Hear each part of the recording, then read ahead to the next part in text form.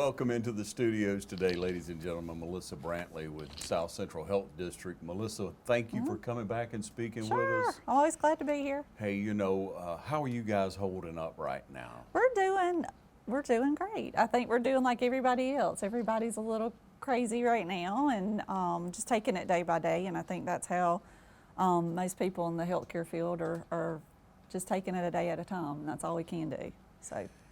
Yeah, and so how many people actually work out of the office here in Dublin, South Central?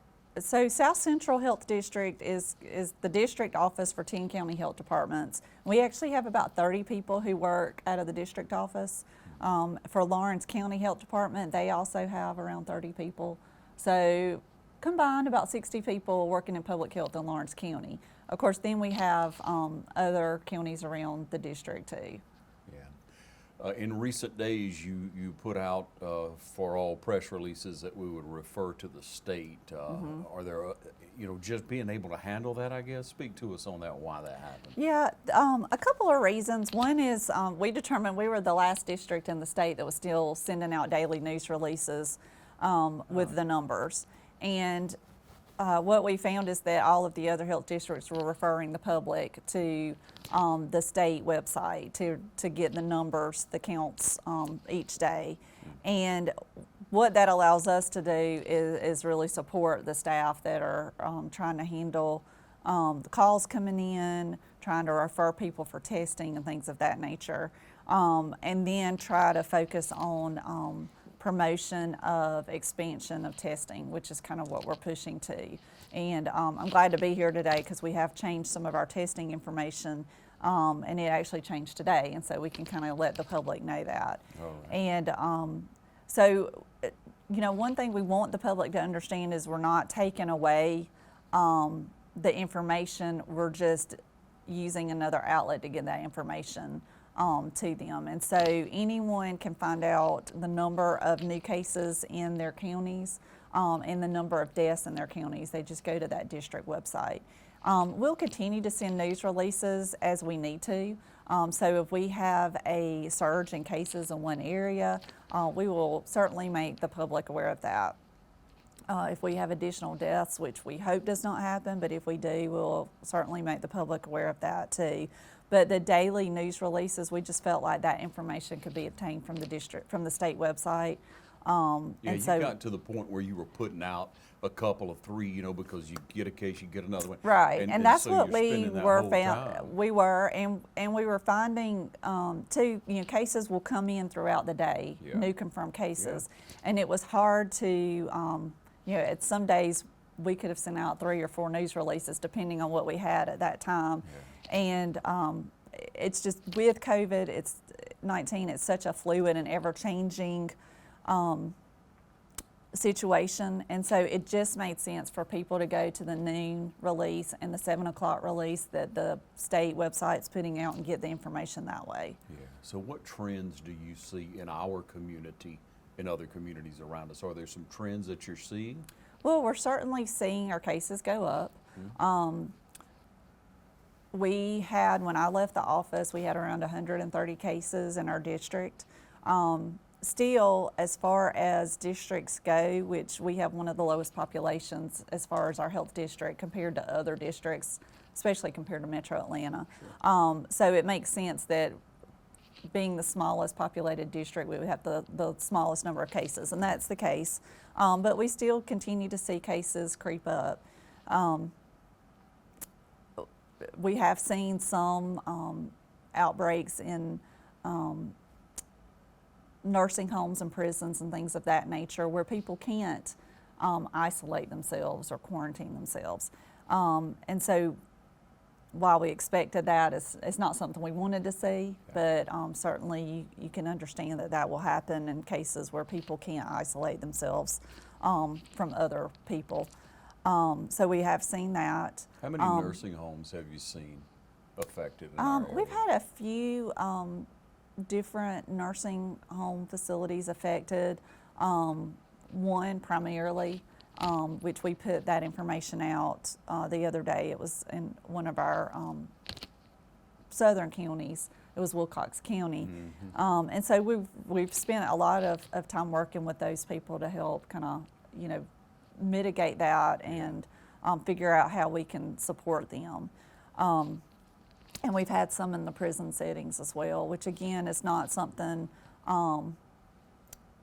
uncommon. You would consider that with this being shared by people who are in close contact with each other, and those are people in confined settings, that you would have cases there. And so anything we can do to help support them and help them figure out ways that they can kind of help separate certain segments of the population within those settings, we're certainly willing to do that. We are excited that we could expand testing today. In the beginning, when we were here, because we just didn't have testing kits available, we've had an influx of testing kits, which is great. And the governor has really pushed, you may remember a couple of days ago when he did his last press conference, that he really wants testing available to people who need it. Yes. And so we're thankful that we can expand the testing for people in our communities. And so starting today, if you have symptoms at any age, so for a while we could not test children, we were only testing the older segments of our population, but now if you have a fever, cough, or shortness of breath, we can test you. And so I want to try to get that number out to people to call. You can't just show up for testing, you still need to call that number. And it's 478-275-6570.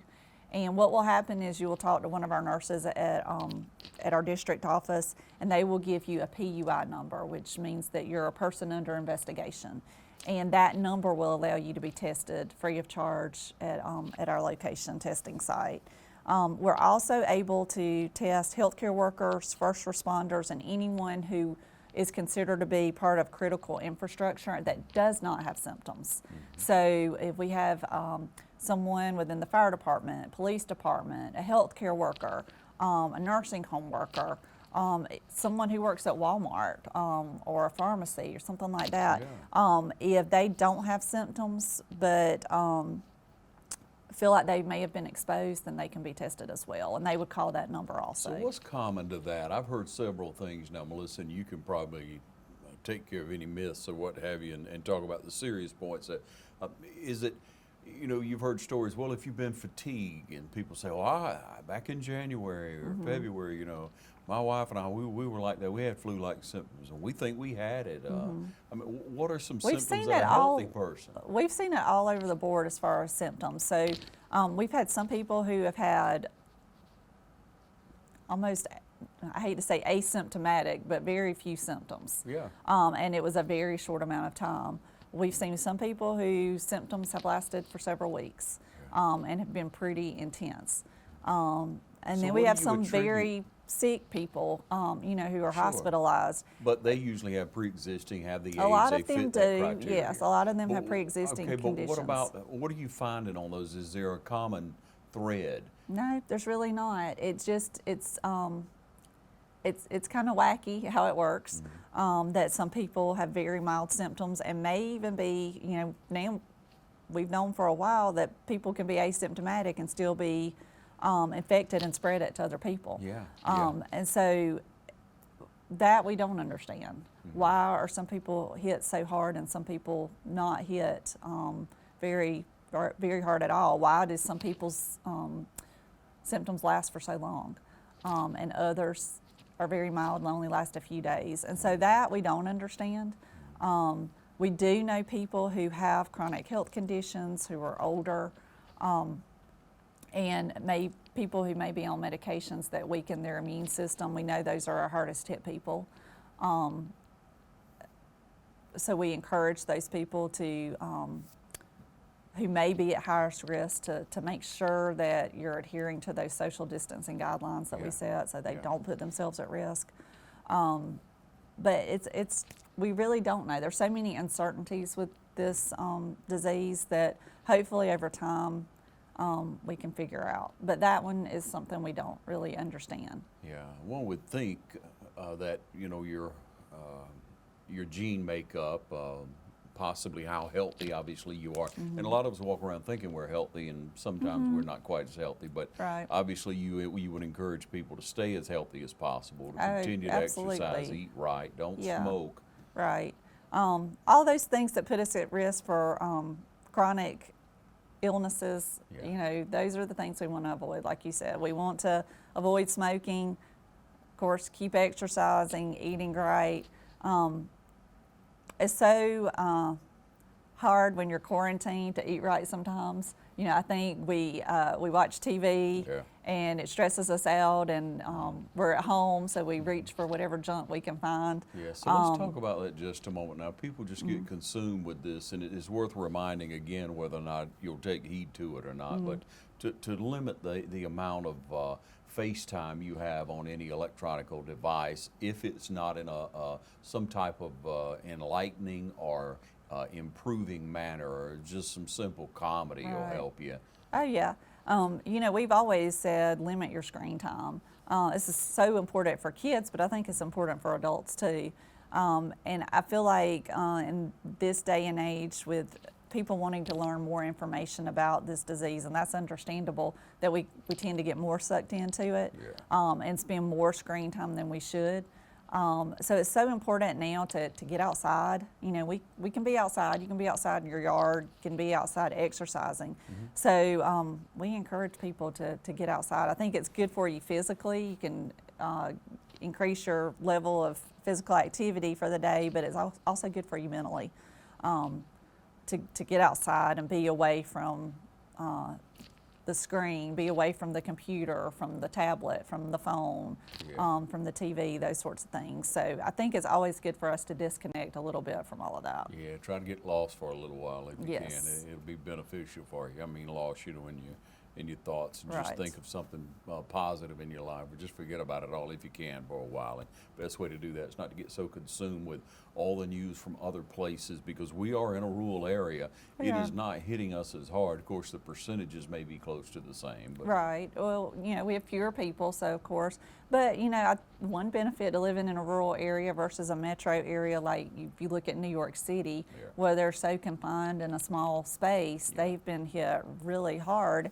Here we have lots of land we can spread out, and I think that's definitely been beneficial for us. But at the same time, don't want to get lax with that and think that we're immune from getting it, because certainly we're not. Yeah, and you're not immune to carrying it. So if you work in an environment, you're a critical worker, you're working around other people, and you're coming close to them, and maybe you don't feel quite right, you're saying that person can go and be tested. They can be tested, yes. And just continue to remind people to call that number before they show up, to get that PUI number so that they can be tested. What's that And our number again? testing is free of charge. It's 478-275-6570. And that will put them in touch with staff at the district office that can talk to them and give them that number that they need to be tested for free. We're still seeing a turnaround time of our tests. Our tests are not they're not a 30-minute test. It still is sent to a lab, and we're seeing a 2 to 3 day turnaround time. But once they become a PUI, we ask them to go be tested, but then to go home and wait at home until they get the results back. Unless they are a healthcare provider, in which case that can be hard to do. And so then you need to wear your face mask, and you need to protect your patients and people that you may come in contact with until you know your results. Yeah.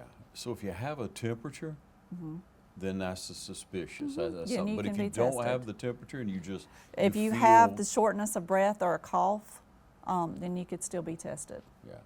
What So- about just fatigue? That is certainly call the number and let them determine whether they think that would be something you need to be tested over. But definitely fever, cough, or shortness of breath, any of those three, then you could certainly be tested. Yeah, well, you know, everyone with the stress level we're under, a lot of us can Yeah. be fatigued at times, so you'll want to weigh that out if you're one of the essential jobs. We're with Melissa Brantley. We're going to take a short break and be right back. Stay with us, please. Hello, I'm Darren Keene with Clements & Keene Insurance. And many of us do not like to talk about it, but no family needs to go without a life insurance program. Show your family how much you love them by preparing in advance with a life insurance program. Clements and Keene Insurance can help you with term insurance or permanent insurance. Regardless of your need, your age, or where you may be in life, life insurance is a critical part of financial planning for you and your family. Please give us a call at Clements and Keene Insurance, 272-8019.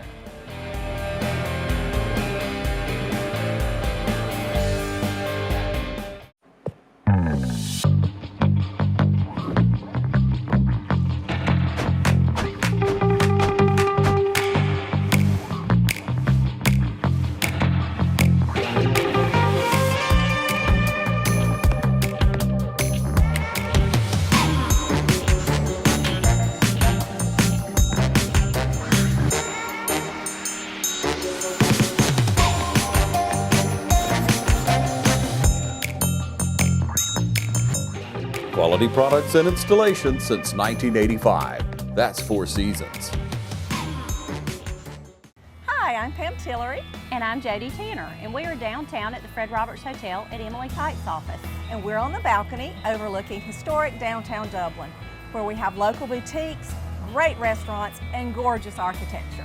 And we would love to share this view with you at your next closing. So give us a call. I'm Pam Tillery, And I'm Jody Tanner. and we are the T&T Group. Okay, Melissa, when we look at the testing procedures, are we saying now that we have enough testing or almost to the point of being able to handle it all? I don't want to say unlimited, but. Yes. Oh, and actually the federal government just sent additional supplies to the states, which in turn sent them to the local level. So we feel like we have ample testing supplies to meet the needs of our population, which is why we're able to expand the testing to more people. So yeah, I feel like we're fine as far as testing supplies go for our area. Yeah. So there are different levels of the coronavirus, and there's a severe level. There's a severe patient. Is that right? Is that the right terminology? Well, you know, you have it or you don't have it, but then we see people affected at different levels. Some people have very mild symptoms. Some people may be asymptomatic, have no symptoms at all. That could potentially be the scariest group of people because they feel fine and have no idea that they are possibly infecting many other people that they come in contact with. And then we do have the hospitalized patients and patients who end up on ventilators while their lungs are trying to heal. And we've certainly seen cases like that in our area. And that is especially worrisome because in our area, we just don't have a huge number of hospitals like metro areas do that can support that number of patients. And so another reason to be mindful of the social distancing guidelines that we have. We don't want to inundate the hospital with patients that, you know, to an unmanageable level.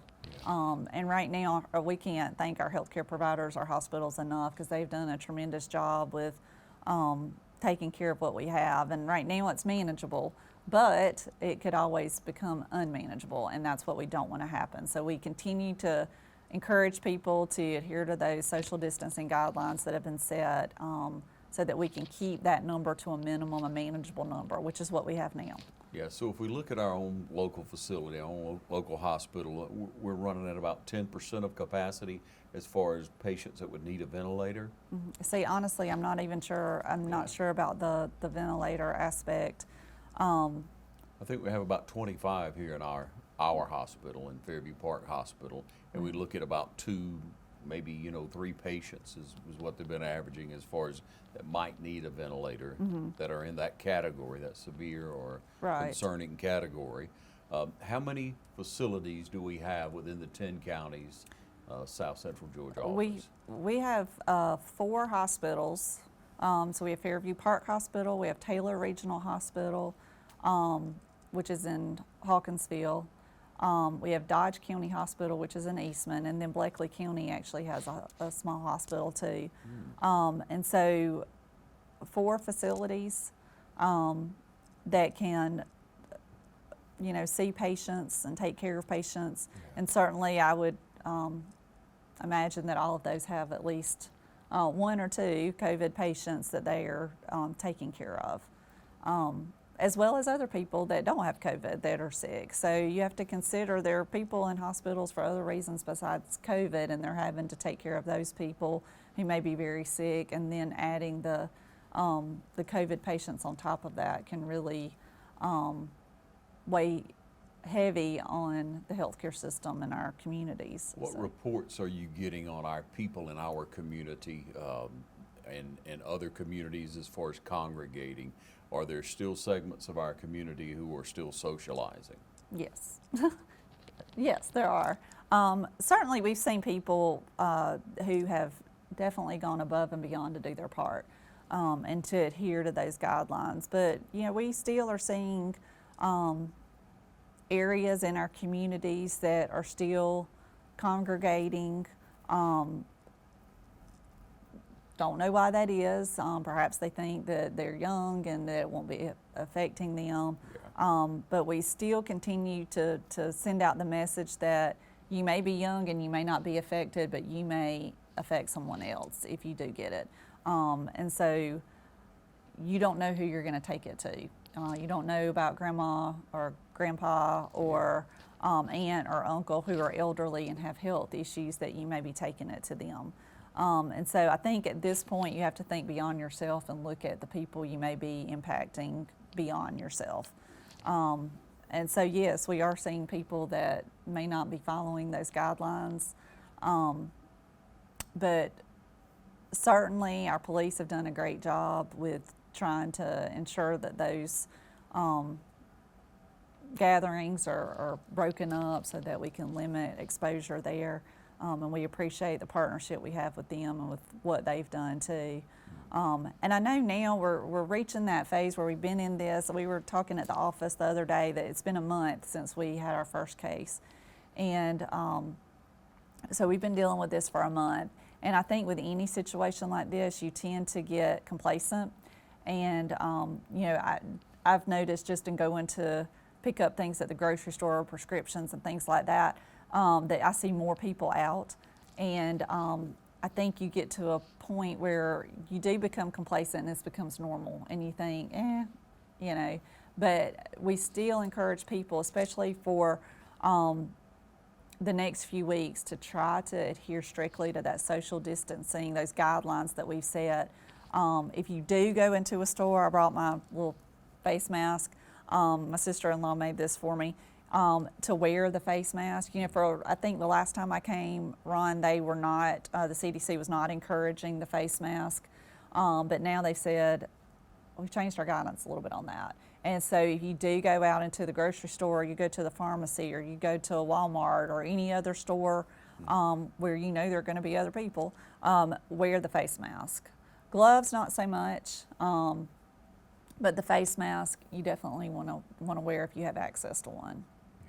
So do we still have community people? We had so many in the community that were making those face Yes, masks. we do we still do. have people working on those? Absolutely, yeah, we do. People have been so creative and inventive. It's so neat to see how people have come together. We had a teacher who actually created some ear aids for healthcare providers and brought some by our office so that our staff who are working in the testing areas can wear that and not hurt their ears so much when they're wearing the PPE. And so we appreciate those people who've come out in the community and brought us face masks and things like that we could wear. But these can be made simply. The CDC has a great little tutorial for people on how they can make these at home out of an old t-shirt. So certainly anybody can make them and wear them, but you can go online and find people who are making these and selling these too, or you can make your own. But we do encourage people to use that, to continue to wash your hands. I mean, we can't stress that enough. Wash your hands. If you don't have access to soap and water when you're out and about, use a hand sanitizer. That's still hard to find, but hopefully people still have some sanitizer or hand sanitizer they can use. So what's the story? What do y'all hear on that? When will disinfectants be readily available again? And I don't know. We hope soon. Yeah. I think just supply and demand. There was such a huge demand in the beginning, and I think these companies just haven't had a chance to catch back up. And hopefully we'll see the Lysol wipes and the bleach and all those things come back soon, and the toilet paper and the paper towels. So if you're without a disinfectant, what is the most basic way? You mentioned bleach. Bleach What and do you say? water. You can do a combination of bleach and water. It's actually a very small amount of bleach to a gallon of water. And you can use that to wipe down surfaces. You can use that to wipe down doorknobs. Anything you need to sanitize, just common everyday bleach and a little bit of water, and you can clean with that. Yeah, with a third a cup of bleach, a gallon to a gallon of water is Right. what the CDC says. Okay. Because that's what we're using. Right. And it's efficient. It's cheap and efficient. Yeah, it's very efficient. And yeah, just wipe down everything with that, and you'll be fine. You'll be covered. But we do continue to urge people to wipe down those surfaces several times a day. Yeah, so let's remind everybody again, you can get testing now. Anyone can get testing if they need it. Right. So if you have symptoms, fever, cough, or shortness of breath, you can be tested. If you are a healthcare provider or first responder or part of our critical infrastructure, so you work at a store or pharmacy, Walmart, where people are coming in to buy supplies and things of that nature, and you've been exposed but you don't have symptoms, you can be tested. Our testing is done free of charge. You just need to call our number to get that PUI number so you can go be tested. Again, I will say it's 478-275-6570. All right. Take another short break. Be right back. You stay with us. Hi, I'm Helen Powell. Been serving the Middle Georgia area since 1985. If you would love an exciting career, please call me. Careers in Cosmetology, 129 North Franklin Street, 272-1967.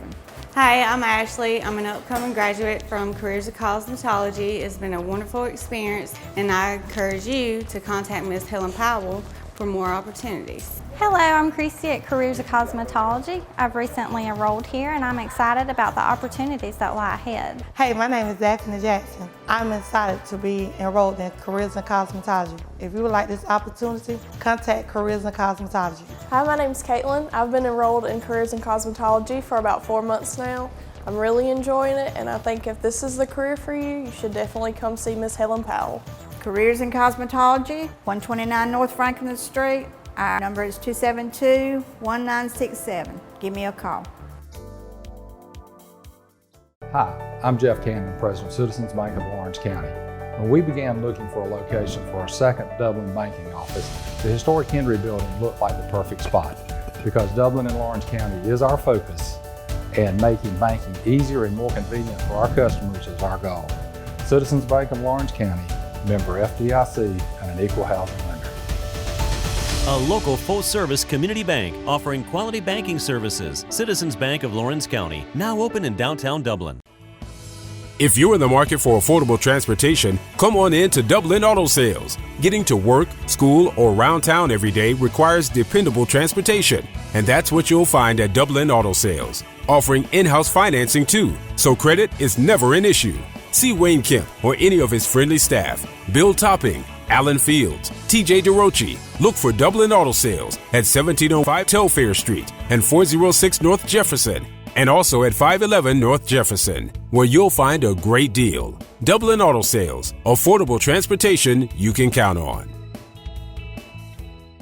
Melissa, we've come into the common presence of recognizing social distances as being a buzzword, and a couple of other, words that we're accustomed to, and so we'll be hearing tracking, contact tracking, I believe it's called, is a more fresher word that's being thrown around right now.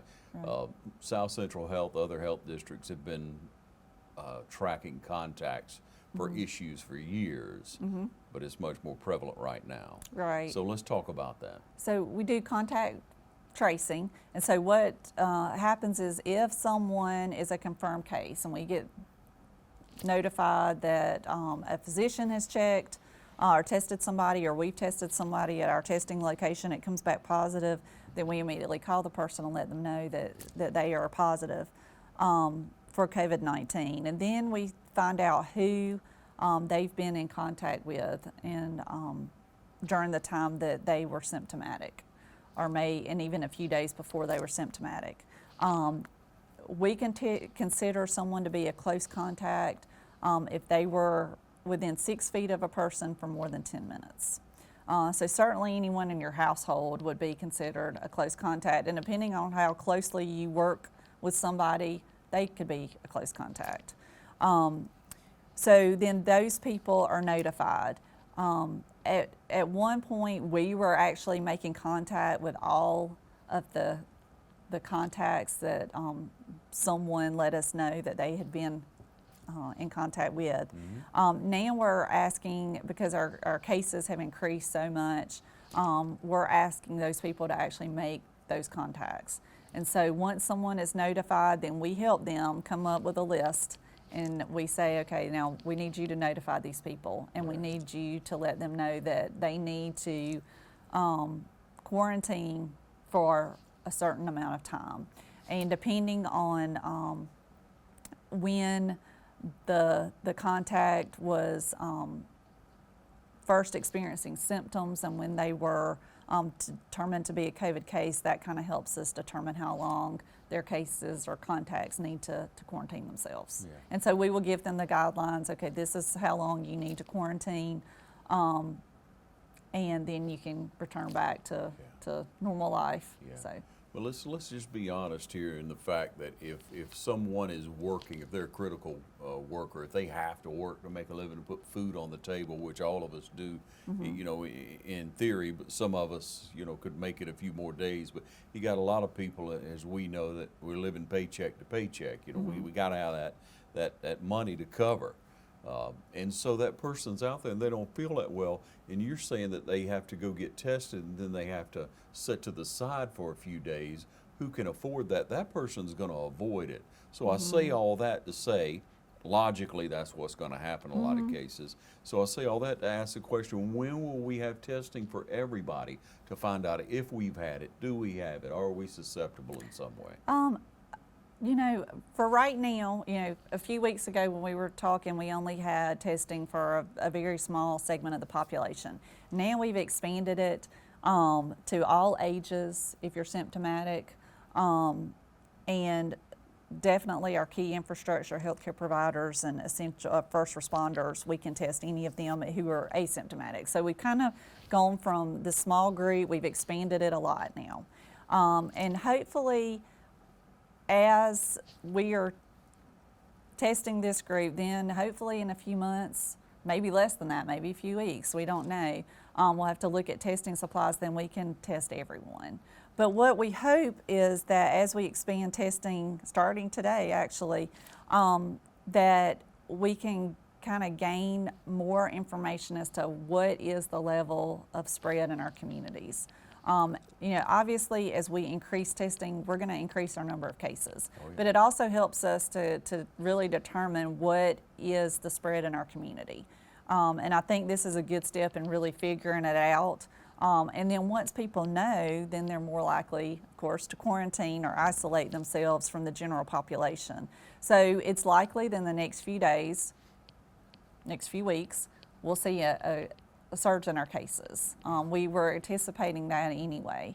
Our best estimate is that around April 20th to 22nd is when we would see our cases really surge. With us being a rural area, we were saying it would probably be a few days after that. With us increasing our testing, that's definitely likely to happen.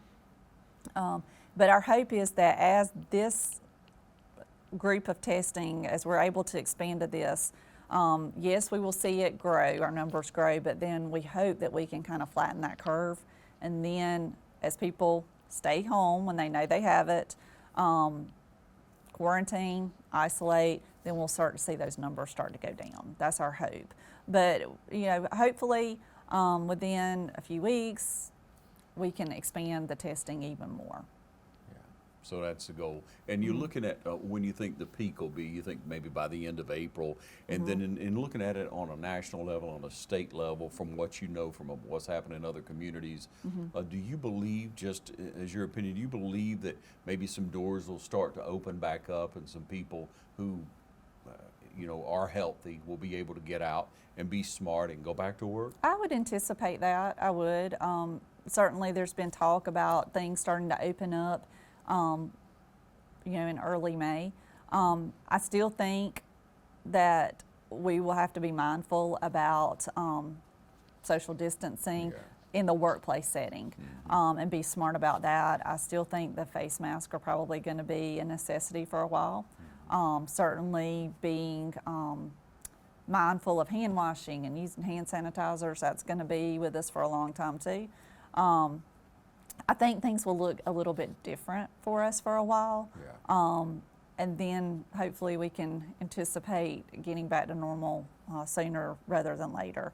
But I would think that things will start to open up after we reach that peak and start to see the decline in cases. But I still think things will look a little different for everybody, even when it does open up. Yeah, we've got some room ahead of us to be able to take precautions, to be able to make the right choices, ladies and gentlemen. You want to congregate huge socially. You don't want to pass that around and somebody shows up on some of your loved ones, some of your older, or someone who has a pre-existing illness, and they don't even know it. They're walking around, similar to this this disease, this virus. Right. I mean, if you look at our sister city down in Albany, and you look how they've been hit, and it's all been traced back to basically a church service and a funeral. So we know that those small gatherings can really be a game changer for our community. And so I think we still have to look at how we're gathering, you know, in the future, and be careful as we can be. And I think things will certainly be different for a while for that greatest risk population, those who are 60 and over, those who have chronic health conditions, those who are on medications that may compromise their immune system. Things are just going to be different for a while with that. Yeah, with that criteria, if you fall under that criteria, then you're going to need to be extremely careful for some time Absolutely. now. Other than that, if you check your temperature and take precautions, but the temperature is a great indicator, right? It is, and even in our office, you know, when we come in the morning, we do a temp check, and everybody does that on the way out just to kind of see. And I think most work sites will probably be implementing that, so they know what they're working with. So I think things will look different for a while, but it's just going to be part of, you know, returning back to some sense of normal. It'll be a little different, but eventually we'll get there. Yeah, great. That's encouraging everyone, right? Yeah. And so when we look at how the community has been, or what you may need from the community as far as South Central Health District, our health district, how's the community related to you, and what do you need from us going forward? Yeah, I realize more with this what a great community we have, and we have been amazed at the level of support we've gotten from the community. Continue to go to our Facebook page, continue to go to our website. The greatest way to get information out in our community is through Facebook, and we've seen our number of followers grow threefold in the last month, and it's, you know, because people in the community want the information and they're willing to help us share it, and for that we are very appreciative. But I think the best way that the community can support public health and our other healthcare providers, our hospitals, is to adhere to those social distancing guidelines so that you're not overloading the healthcare system. You know, stay home if you can. Support the elderly in our community. Support people who have chronic health conditions. Go out and do their shopping for them. Don't put them at risk. Put others' needs before you. And I think if that's kind of our mantra from here on out, then you're doing all you can do. But for us, if you're following those social distancing guidelines that the governor has set and that will be in effect until April 30th, that's how you can help us the most. So many people will wonder on the social media aspect that why don't they know? Why haven't some names come out as to who has it somewhere, with so many people in my community having it and neighbors, and then you got to tell everybody if you have it, supposedly you make those contacts. Is that being discouraged that they share that they have it? No, certainly if someone has it, we need them to share with their close contacts that they had it and let those close contacts know they need to quarantine. From a healthcare perspective, we still have to follow HIPAA guidelines, and so we cannot post names and locations, certain demographic information that we cannot share. You do that on deaths, but you don't do it on cases. As far as the state level, right, with the deaths, we share the ages primarily and some small demographic information. But as far as the cases, because we have so many cases that can come in a day, it just makes it very difficult to share anything beyond the location that they live. And one thing that people said, you know, we've seen it pop up on social media is tell us where they go, tell us what stores they visit, tell us what neighborhood they live in. And what we are trying to let people know is it's everywhere. It doesn't matter what store they went in. It doesn't matter what neighborhood they live in. We have COVID everywhere. We have community spread, and we know that. And so you need to be careful. Whatever store you go into, whatever neighborhood you live in, you need to be careful, and you need to follow the guidelines that have been given to you, and you need to be wearing masks when you go into a store, and you need to be washing your hands when you leave. And that's for everybody. And so don't get caught up in, but where do they live, but where do they go, but where did they get it? Don't get caught up in that, because really it's not important. What is important is that we have community spread and we need to prevent it. And we know how to prevent it. And so that's what we need to do. Yeah, so give us that number again. Yeah, the number, if you want to get, if you fall into the criteria for testing, 478-275-6570. Yeah, Melissa Brantley with South Central Health District, thank you for joining us.